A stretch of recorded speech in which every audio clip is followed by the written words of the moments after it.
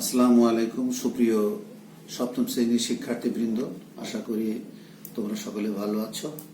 আমিও আল্লাহর রহমতে ভালো আছি। তো আজকে আমরা যে টপিকটা নিয়ে একটু আলোচনা করবো, এটা একটি গুরুত্বপূর্ণ একটা বিষয়। এটা হচ্ছে ভয়েস হচ্ছে বাচ্য। এমনি ন্যাচারালি অর্থ হচ্ছে ভয়েস মানে হচ্ছে সাধারণ অর্থে ভয়েস অর্থ হচ্ছে কণ্ঠস্বর, কিন্তু ব্যাকরণের পরিভাষায় এর অর্থ হচ্ছে বাচ্য। তো ভয়েসে অনেক সময় কর্তা বা সাবজেক্ট নিজে কাজ করে, আবার অনেক সময় অন্যের কাজ নিজের উপরে এসে পড়ে। তাই আমরা এভাবে বলতে পারি যে ক্রিয়া প্রকাশের ভঙ্গিমাকেই ভয়েস বা বাচ্য বলে। তো ইংরেজিতে আমরা এভাবে বলতে পারি যে voice is the form of the verb which indicates whether the subject does the work or something has been done to it. এটা হলো ভয়েস। তো ভয়েস কেন আমরা শিখবো? ভয়েস শিখলে অনেক গুরুত্বপূর্ণ বিষয়ে জানা যায়, মানুষের সাথে কথোপকথনে অনেক সহায়তা হয়, মানে সাহায্য করে। বা মানুষের সাথে কথা বলতে গেলে দেখা যায় খুব সুন্দরভাবে অনেক সময় কথা বলা যায়। এমন যদি কেউ বলে যে রহিম ইজ কলিং ইউ, যে রহিম তোমাকে ডাকছে, কিন্তু এটা যদি আমরা এভাবে বলি যে you are being called by Rahim, তাহলে কথাটা কিন্তু শুনতে অনেক ভালো লাগে বা মানুষ এটাকে গুরুত্ব দেয়। এই জন্য ভয়েসটা শেখার গুরুত্ব অনেক বেশি। আর তোমরা যখন নবম দশম শ্রেণীতে উঠবে, তখন দেখবে ওখানে তোমাদের ট্রান্সফরমেশন অফ সেন্টেন্সেস আছে, যেখানে 10টা নাম্বার থাকে, 10টা সেন্টেন্সে 10টা নাম্বার থাকে। ওর মধ্যে দেখা যায় যে সিম্পল, কম্পাউন্ড, কমপ্লেক্স সেন্টেন্স থাকে, তারপরে ভয়েস সেন্স থাকে, তারপরে পজিটিভ, কম্পারেটিভ, সুপারলেটিভ, ডিটি থাকে, তারপরে নেগেটিভ, ইন্টারোগেটিভ, এরকম বিভিন্ন ধরনের সেন্টেন্স থাকে। তো এই জন্য আমরা যদি এখন ভয়েসটাকে সুন্দর করে শিখে নিতে পারি, তাহলে দেখা যাচ্ছে যে আমাদের 9-10 যে ট্রান্সফরমেশন অফ সেন্টেন্স আছে, ওইখানে আমাদের আর কোনো অসুবিধা হবে বলে আমি মনে করি না। তো যাই হোক, তখন ভয়েসের সংজ্ঞাটা বাংলা এবং ইংরেজিতে দুইটাতে জানলাম। এখন আমরা ভয়েস কত প্রকার এটা আমাদের জানা দরকার। ভয়েস হচ্ছে দু প্রকার, একটা হচ্ছে অ্যাক্টিভ ভয়েস এবং আরেকটা হচ্ছে প্যাসিভ ভয়েস। আমাদের জানা দরকার অ্যাক্টিভ অর্থ কি, সক্রিয়। অ্যাক্টিভ ভয়েস মানে সক্রিয় বাচ্য, এবং প্যাসিভ ভয়েস অর্থ হলো নিষ্ক্রিয় বাচ্য। অ্যাক্টিভ ভয়েস সক্রিয় বাচ্য, প্যাসিভ ভয়েস নিষ্ক্রিয় বাচ্য। তো অ্যাক্টিভ ভয়েস সম্বন্ধে আমাদের একটু ধারণা থাকা দরকার যে অ্যাক্টিভ ভয়েস কাকে বলে। তো এভাবে আমরা আসতে পারি, অ্যাক্টিভ ভয়েস কর্তা যখন নিজেই ক্রিয়ার কাজ করে, তখন ক্রিয়ায় অ্যাক্টিভ ভয়েসে থাকে, কারণ তখন সাবজেক্ট বা কর্তা অ্যাক্টিভ বা সক্রিয়। আমরা ইংলিশে এভাবে বলতে পারি যে when the subject of a sentence is the doer or active, the verb is in the active voice. It is so because the subject is active. যেমন I do this work, he does the work, বা I have eaten rice. এই হচ্ছে active ভয়েসের example. তো এটা যদি আমরা এখন আবার প্যাসিভ ভয়েসে যাই, তো প্যাসিভ ভয়েস বলতে আমরা বুঝি যে ভার্বের যে ফর্ম দ্বারা কর্তা নিজে কাজ সম্পাদন করে না, বরং কাজটি অন্যের দ্বারা কৃত হয়, এরূপ বোঝায়, তাকে প্যাসিভ ভয়েস বলে। তো ইংরেজিতেও আমরা এইভাবে সংজ্ঞাটা এইভাবে সংজ্ঞায়িত করতে পারি, when the subject of a sentence is active upon the verb is in passive voice. It is so because the subject is passive. যেমন আমরা প্রথম যে sentence, I do this work is done by me. আচ্ছা, এরপরের সেন্টেন্সটা আমরা বলেছিলাম active ভয়েসে, হি ডাজ দিস ওয়ার্ক। তাহলে this work is done by him, এটা হলো প্যাসিভ। তো অ্যাক্টিভ থেকে প্যাসিভ আমরা অ্যাক্টিভ ভয়েসের সংজ্ঞা বুঝলাম, অ্যাক্টিভ ভয়েসের সংজ্ঞা সহ এক্সাম্পল এবং প্যাসিভ ভয়েসের সংজ্ঞা সহ এক্সাম্পল আমরা দুইটা জানলাম। তো এছাড়া তো আমরা এই ভয়েসটাকে একটু আমরা দেখেছি, ছোটবেলায় কবিতা পড়লে কবিতা কিন্তু মুখস্থ থাকে। কবিতা মুখস্থ করা বাচ্চাদের জন্য বেশ, তারা খুব কবিতা মুখস্থ করতে অনেক মজা পায় তারা, এবং কবিতা মুখস্থ করে তারা অনেক আনন্দও পায়। তো আমরা যদি এই ভয়েসটাকে সুন্দর করে মনে রাখার জন্য যদি একটা ছড়ার মাধ্যমে যদি শিখি, তাহলে কিন্তু এটা আমাদের স্থায়ী হয় আমাদের মধ্যে। তাহলে আর কোনোদিনও আমরা দেখা যাবে যে কোনোদিন আমাদের এটা ভুলবো না আমরা। তো একটি ছড়ার সাহায্যে যদি ভয়েসের যে চেঞ্জ করার যে নিয়মগুলো আছে, তা আমরা এভাবে কিন্তু বলতে পারি। হ্যাঁ, সেটা হলো এরকম যে ছড়াটা যদি আমরা এভাবে বলি যে অবজেক্ট বেটা সাবজেক্ট হয়ে হি হি করে হাসে, সাবজেক্ট বেটা লজ্জা পেয়ে বায়ের পরে বসে, ভার্বের পাস্ট পার্টিসিপল হয় এবং তার আগে ঠেসে বসে টু বি মহাশয়। দেখো কত সুন্দর।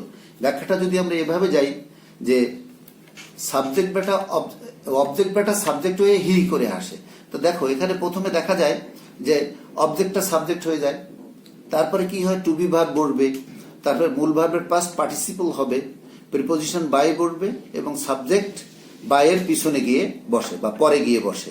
এটা হলো ব্যাখ্যাটা এরকম। তো যেমন আমরা মিস্টার ইসলাম টিচেস ইংলিশ, এটা অ্যাক্টিভ ভয়েস যদি এরকম থাকে, দেখো প্যাসিভ করলে কি হয়, English is taught by mister Islam. দেখো এখানে আমরা ইংলিশটা ছিল হলো কি অবজেক্ট, তাহলে অবজেক্টের সাবজেক্ট হলো, এখানে ইংলিশ চলে আসলো ইংলিশ, তারপরে কি হলো টু বি ভার্ব বসলো, তারপরে ভার্বের পাস্ট পার্টিসিপল টট, তারপরে হলো প্রিপোজিশন বাই এবং মিস্টার ইসলাম যে সাবজেক্ট ছিল অ্যাক্টিভ ভয়েসে ওইটা আবার পরে যেয়ে বসলো, তাহলে এই হয়ে গেল। এই জন্য আমরা যদি একটু বেশি কষ্ট হবে না, এটা মুখস্থ করতে খুবই সহজ তোমাদের জন্য। যেমন অবজেক্ট বেটা সাবজেক্ট হয়ে হি হি করে হাসে, সাবজেক্ট বেটা লজ্জা পেয়ে বায়ের পরে বসে, ভার্বের পাস্ট পার্টিসিপল হয় এবং তার আগে ঠেসে বসে টু বি মহাশয়। এই ছড়াটা তোমরা মুখস্থ করবে, এটা কিন্তু তোমার হোমওয়ার্ক থাকবে, কিন্তু আমি কিন্তু পরবর্তী ক্লাসে শুনবো এই ছড়াটা। তো এখন আমাদের আরেকটা জিনিস যে ভয়েস চেঞ্জ করতে গেলে অবজেক্ট লাগে, অবজেক্ট ছাড়া কিন্তু ভয়েস চেঞ্জ করা যায় না এবং অবজেক্ট অবশ্যই লাগবে, কারণ আমাদের দেখা যায় ইংরেজি ভাষায় অনেক যে অবজেক্ট না থাকলে যে সেন্টেন্স হবে না তা কিন্তু নয়, এবং হাজার হাজার সেন্টেন্স আছে ইংরেজিতে যেখানে অবজেক্ট নাই কিন্তু সেন্টেন্স কিন্তু correct sentence, sentence was complete sentence এমন আছে। যেমন অবজেক্ট চিনতে গেলে আমাদের যে বিষয়টা দরকার, খুবই গুরুত্বপূর্ণ অবজেক্ট চেনার, এবং অনেক ছেলে মেয়ে আছে, অনেক ছাত্রছাত্রী আছে যারা অবজেক্ট নির্ণয় করতে পারে না, আর ক্লাসে বলে দিলেও দেখা যায় তারা ওই ক্লাসেই শোনে কিন্তু পরবর্তীতে তারা মনে রাখার চেষ্টা করে না। তো তোমরা একটু ভালো খেয়াল করে শোনো, আমি বলছি যে object, how to recognize object in a sentence. আমরা সেন্টেন্সে কিভাবে অবজেক্ট চিনব সেটার উপায় হলো এরকম যে প্রদত্ত সেন্টেন্সে যে ভার্ব থাকবে ওই ভার্বকে কি বা কাহাকে দ্বারা, হোয়াট এবং হুম দ্বারা প্রশ্ন করলে যে উত্তর পাওয়া যাবে ওই উত্তরটাই হচ্ছে অবজেক্ট ওই সেন্টেন্সের। তাহলে আমরা আবারও বলি যে প্রদত্ত সেন্টেন্সে যে ভার্ব থাকবে ওই ভার্বকে জিজ্ঞাসা করতে হবে কি বা কাহাকে দ্বারা, এবং কি বা কাহাকে দ্বারা প্রশ্ন করলে যে উত্তরটা মিলবে ওই উত্তরটাই হচ্ছে অবজেক্ট, এটা আমাদের মনে রাখতে হবে। আর যদি ওই সেন্টেন্সে কোনো উত্তর না মেলে ভার্বকে প্রশ্ন করে তাহলে মনে করতে হবে ওই সেন্টেন্সে কোনো অবজেক্ট নাই। যেমন I have done the work, আমি কাজটি করিতে, I have done the work আমি কাজটি করেছি। আবার যদি এভাবে বলা হয় হি ইজ রানিং, সে দৌড়াইতেছে, কিন্তু সেন্টেন্সটা কিন্তু কারেক্ট কিন্তু এখানে কোনো অবজেক্ট নাই, মানে সে দৌড়াইতেছে। হ্যাঁ, আচ্ছা, তো এই জন্য আমরা অবজেক্টটাকে খুব সুন্দর করে, অবজেক্ট মানে হচ্ছে কর্ম, তাই না, এই অবজেক্ট মানে কর্ম, তাহলে ক্রিয়াকে কি বা কাহাকে সেন্টেন্সে, প্রদত্ত সেন্টেন্সের ক্রিয়াকে কি বা কাহাকে প্রশ্ন করলে যে উত্তর পাওয়া যাবে সেটাই হলো প্রদত্ত সেন্টেন্সের অবজেক্ট বা কর্ম। আচ্ছা, এবার দেখো অনেক সময় দেখা যায় অ্যাক্টিভ ভয়েসে দুটি অবজেক্ট থাকে, একটি অবজেক্ট থাকে আবার দুটি অবজেক্টও থাকে, আবার কোনো অবজেক্ট থাকেও না, এরকম হয়। তো একটি যখন দুইটা অবজেক্ট থাকে, একটিকে ডাইরেক্ট অবজেক্ট এবং অপরটি হচ্ছে ইনডাইরেক্ট অবজেক্ট। তো প্যাসিভ ভয়েসে রূপান্তর করার সময় প্রথম সাবজেক্টটি অর্থাৎ ব্যক্তিবাচক অবজেক্টটিকে সাবজেক্ট করাই শ্রেয়, ব্যক্তিবাচক যেটা সেটাকেই। আর দুটি অবজেক্ট বিশিষ্ট বাক্যকে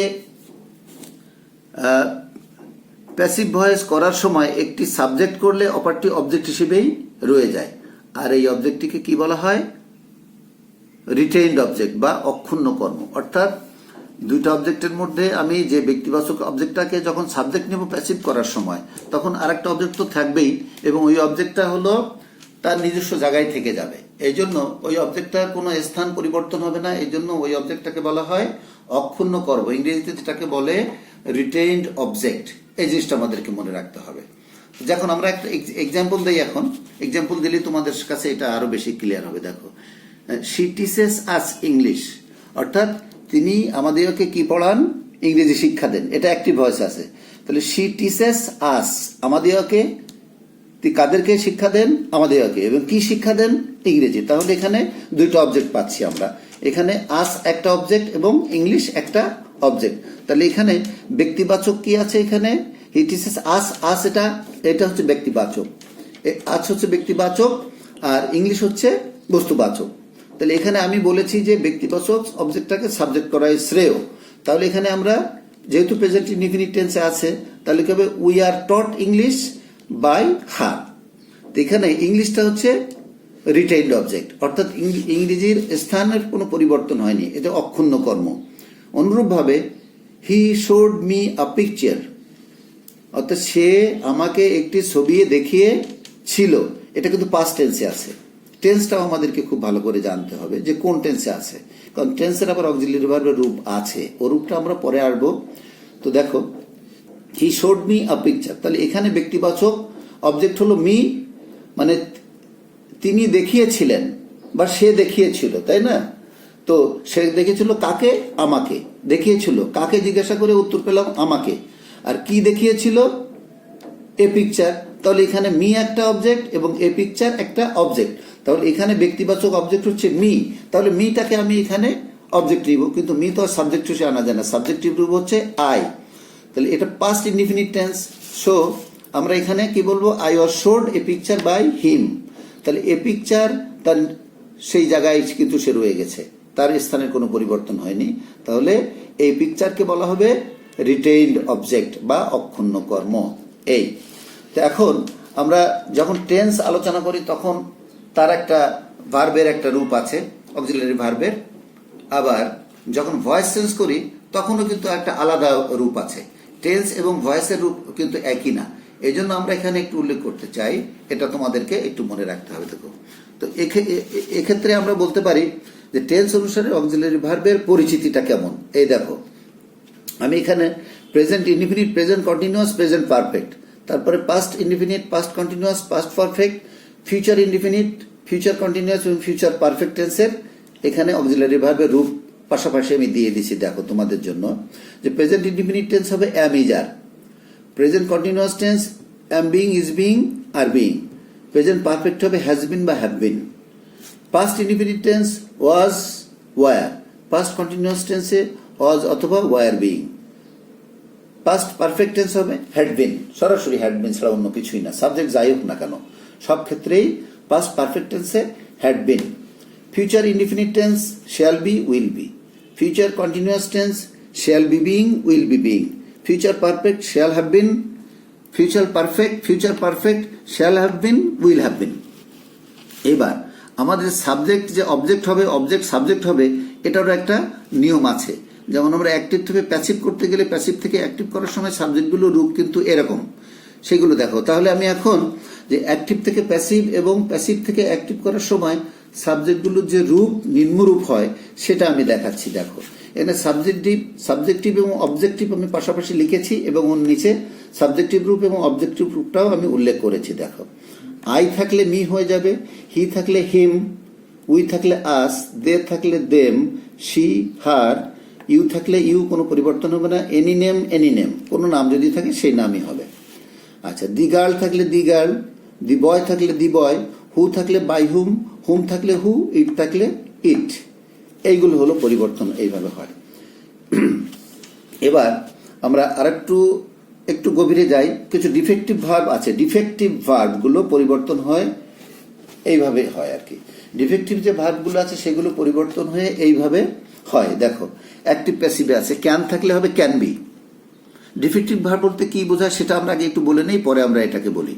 ডিফেক্টিভ ভার্ব বলতে যে সমস্ত সাহায্যকারী ভার্ব টেন্স, মুড, পার্সন ভেদে পরিবর্তন হয় না, তাকে ডিফেক্টিভ ভার্ব বলে।